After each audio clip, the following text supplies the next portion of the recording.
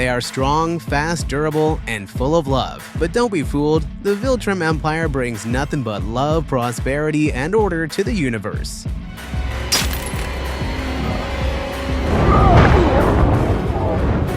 In the thrilling world of Invincible, Mark Grayson belongs to the incredible race of Viltrumites. These beings possess unbelievable strength and abilities that far surpass anything human. While they might draw comparisons to another well-known alien race from the DC universe, Viltrumites have a completely different mindset and an entirely unique level of power. Today, we'll dive into their history, culture, strengths, and weaknesses, while also comparing them to Kryptonians. The Viltrumites are a race of born warriors and conquerors, whose culture is built on the worship of strength. Evolving from a biological species similar to humans, they gained incredible endurance, longevity, and nearly godlike physical abilities. Under the rule of Emperor Argal, the Viltrum Empire reached unprecedented heights of technological advancement, permanently eliminating hunger and poverty. Their society is built on the principles of superiority, where loyalty to the Empire is above all, and any doubt or fear is considered unacceptable. For a Viltrumite, there is no greater honor than becoming an unstoppable warrior and serving the Empire's cause. Even the death of a child in battle is not seen as a tragedy, but as proof of their weakness. The Viltrumite system of redemption is strict. Betrayal can only be forgiven at the cost of complete devotion to the Empire, but refusing redemption means death. Expansion happens not just through conquest, but also through selective breeding with genetically compatible species. Only offspring capable of standing against pure-blood Viltrumites are deemed worthy of joining the Empire. Tragedy struck the race when Argal was assassinated by the Viltrumite rebel Thetis, sparking a devastating civil war. The Great Purge claimed the lives of more than half of the planet's 7 billion population. The survivors declared themselves rulers of the galaxy following a simple strategy: offer solutions in exchange for loyalty or destroy those who refuse. But we can help them. We can stop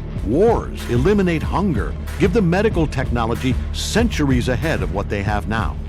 Nolan Grayson, known as Omni-Man, took an unusual approach to reproduction. First, he bonded with a mortal woman, fathering Mark Grayson, a child whose strength rivaled that of a pure-blood Viltrumite. Later, on the planet Thraxa, inhabited by an insectoid race with a short 9-month lifespan, Oliver Grayson was born, inheriting both his mother's traits and his father's immense genes. Despite the Empire's rigid traditions, Nolan had a deep love for his sons, fighting alongside them against his own people. This went against everything he was raised to believe, but revealed the humanity hidden even within the heart of this proud race. Viltrumites are the embodiment of physical power and perfection. Their incredible abilities are astonishing. Even in old age, they can effortlessly lift massive weights, and their aging process is so slow that even their elders outmatch the young. Do you have any idea how long we live? The older we get, the slower we age. Their bodies possess phenomenal regeneration and endurance, while their heightened senses and lightning-fast reflexes perfectly complement their physical power. Their ability to fly at extreme speeds allows them to travel between planets at the speed of light. In moments of extreme danger or rage, Viltrumites become even stronger, much like the warriors of the Dragon Ball universe.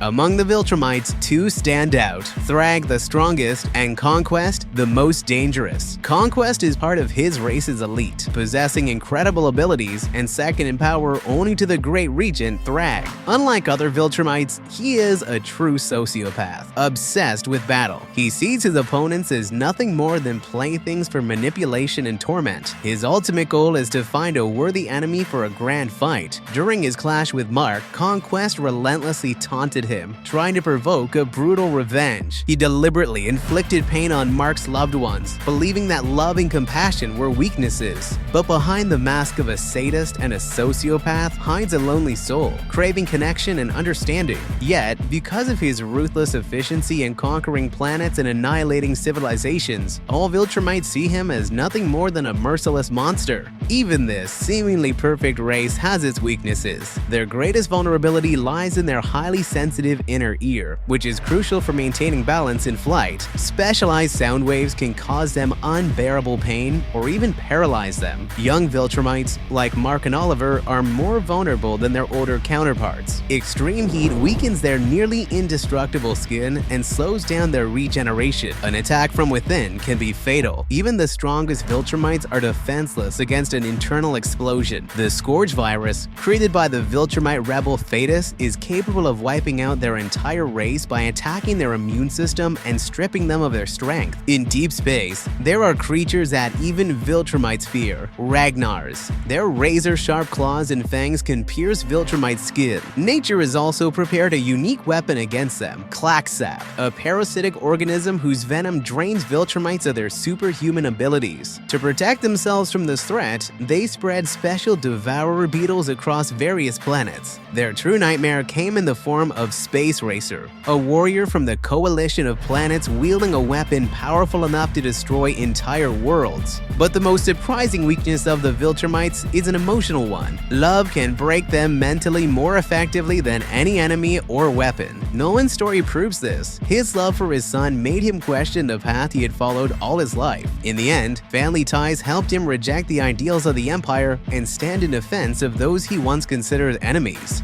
By the end of the story, when Mark becomes the Emperor of Viltrum, the race transformed from a universal threat into protectors of the cosmos. Thanks to his efforts and the Grayson family, the Viltrumites abandoned their aggressive ways and embraced a philosophy of protection and cooperation.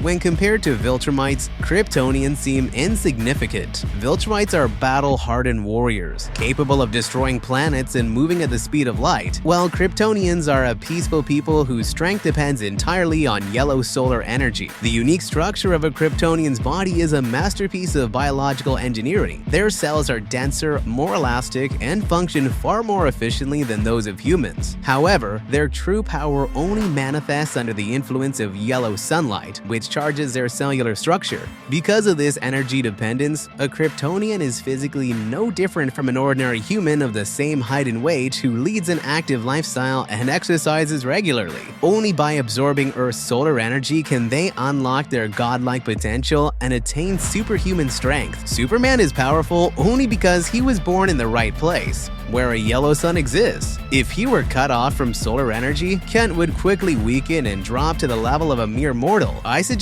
comparing Omni-Man and Superman in a separate battle. Hit 500 likes and I'll make this video look amazing. But one way or another, the story of the Viltrumites isn't about being invincible. It's about how even the strongest beings in the universe can break, if the right woman and family are by their side. If you like this video, subscribe to my channel, leave a like, and drop a comment. Don't forget to share this video with your friends. Thank you for watching. See you next time.